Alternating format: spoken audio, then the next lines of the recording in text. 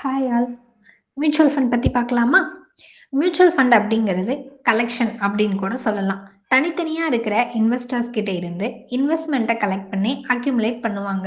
இத போர்ட்ஃபோலியோ மேனேஜர்ங்கிற ஒரு professionally eligible person stock மார்க்கெட்ல இருக்க ஷேர்ஸ்ல செலக்டிவா டைவர்சிஃபை பண்ணி இன்வெஸ்ட்மெண்ட் பண்ணுவாங்க.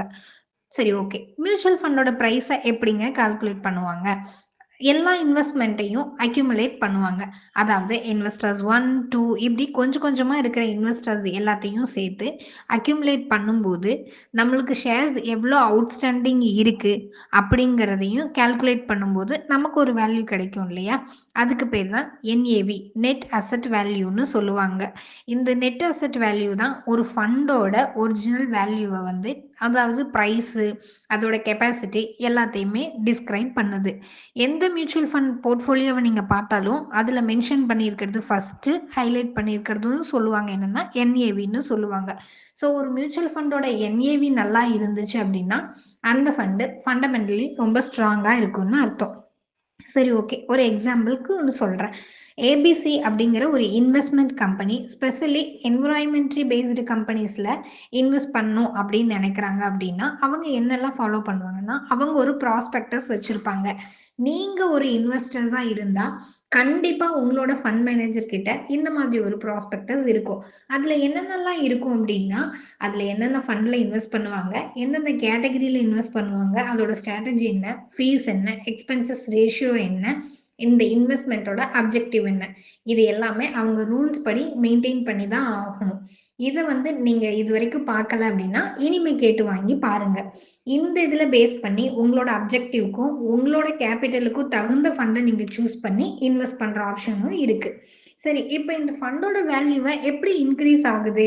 இதெல்லாம் எப்படி வந்து நம்ம ஒரு ஃபண்ட்ல இன்வெஸ்ட் பண்றோம். ஃபண்ட்ல இன்வெஸ்ட் பண்ண உடனே அது எப்படி இன்கிரீஸ் ஆகுது? அப்படின்னா, இப்ப உங்களோட இன்வெஸ்ட்மென்ட் ரூபீஸ் ரூ. 1000 இருந்து, நீங்க அத எடுக்கிற மியூச்சுவல் ஃபண்டோட என்ஏவி வந்து ரூ. 120 இருக்குன்னு வச்சுக்கோங்களேன்.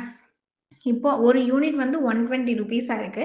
நீங்க ₹1000 வந்துட்டு இன்வெஸ்ட் பண்றீங்க அப்படின்னா, அந்த என்வைரன்மென்டரி ஸ்டாக் ஏறும்போதும், அந்த கம்பெனியோட குட்வில் இன்கிரீஸ் ஆகும்போதும், அதோட வேல்யூ இன்கிரீஸ் ஆகும். ஸோ அப்ப நீங்க போட்டிருக்கிற மியூச்சுவல் ஃபண்டோட வேல்யூ, அதாவது நெட் அசெட் வேல்யூ, அந்த கம்பெனியோட வேல்யூ இன்கிரீஸ் ஆகுது.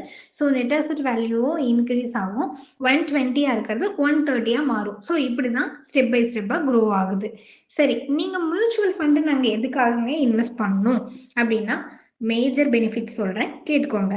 மியூச்சுவல் ஃபண்ட் மேனேஜ்மெண்ட்டை வந்து ஒரு ப்ரொஃபஷனலி எலிஜிபிள் ஆன மணி மேனேஜர் தான் ஹேண்டில் பண்ணுவாங்க.